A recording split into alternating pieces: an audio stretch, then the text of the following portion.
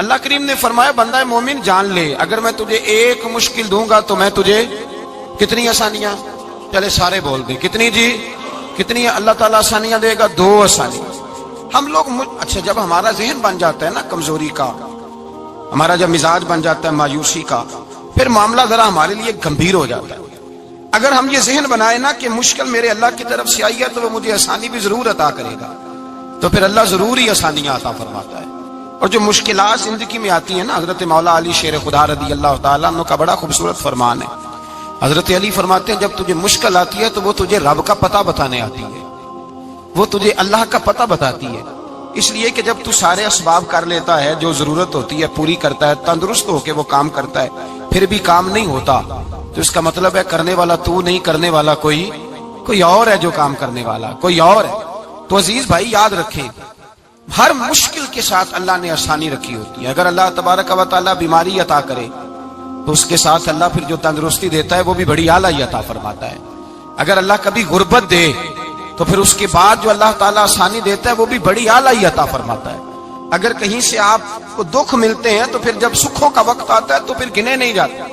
یاد رکھیں مشکلات کے پہلو میں آسانیاں ہوتی ہیں، اور جس آدمی کو مشکل آتی نہیں، میرے نبی کریم سید عالم صلی اللہ علیہ وسلم نے فرمایا مومن کو جو مشکل بھی آتی ہے اللہ اس کی برکت سے اس کے گناہوں کو معاف فرما دیتا ہے، اللہ اس کی برکت سے اس کے گناہوں کو معاف کرتا ہے، یہاں تک کہ حضور نے فرمایا میرے مومن کو کانٹا بھی چبھے تو اللہ تعالیٰ اس کی مشکل کو آسان فرما دیتا ہے۔ 2 بزرگ بیٹھے تھے، ایک حضرت احمد رحمت اللہ علیہ اور ایک حضرت شرف الدین منیری رحمت اللہ علیہ۔ تو حضرت شرف الدین منیری کہنے لگے کہ دوست اصل میں وہ ہوتا ہے جو دوست کی طرف سے آنے والی تکلیف پر صبر کرے، جو اللہ کی طرف سے آنے والی تکلیف پہ صبر کرے وہ اللہ کا محبوب ہوتا ہے۔ تو حضرت احمد فرمانے لگے نہیں مجھے تیری بات کی سمجھ کوئی نہیں آئی، صبر کرے وہ اللہ کا دوست ہے، مصیبت پہ صبر کرے۔ تو کہا جناب پھر اگر نہیں سمجھ آئی تو آپ بتا دیں اللہ کا دوست کون ہے؟ تو آپ فرمانے لگے جو محبوب کی طرف سے آنے والی مصیبت کو اس کا تحفہ سمجھ کے قبول کرے وہ اصل دوست ہوتا ہے، اس کا تحفہ سمجھ کے قبول کرے، اپنے رب کا تحفہ سمجھے، مالک کا تحفہ سمجھے کہ اس نے مجھے تحفہ دیا ہے، مجھے کسی مشکل میں ڈالا ہے۔ تو رب کریم بلا مثال و بلا تشبیہ سمجھانے کے لیے اللہ جب کسی کو مشکل میں ڈالتا ہے، کافروں کو تو اس نے موجیں کرائی ہوئی ہے، بڑی بڑی سہولتیں دی ہوئی ہیں، مشکل میں ڈب بھی ڈالتا ہے، اپنے نیک بندوں کو ہی ڈالتا ہے۔ نمرود اور فرعون کے پیروں میں کانٹا بھی نہیں چبھتا تھا، ان کو تکلیف نہیں آتی، تکلیف کسے آتی تھی؟ اللہ کے نیک بندوں کو تکلیف آتی تھی۔ حضرت رابعہ بصریہ جب تک زندہ رہی تب تک بیمار رہی، جس دن طبیعت ٹھیک ہوتی تو کہتی اے اللہ تو کہیں مجھ سے ناراض تو نہیں ہو گیا، تو کہیں ناراض تو نہیں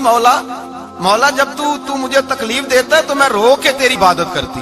جب مجھے دکھ ہوتے ہیں تو میں سجدے میں تڑپتی، اور خدا بندہ اب تو میں سکھی ہوں، موج میں ہوں، مجھے رونا ہی نہیں آ رہا، تو خدا بندہ تو کہیں ناراض تو نہیں ہو گیا مجھ سے؟ دکھ تو اچھے ہوتے ہیں، دکھ تو پیارے ہوتے ہیں،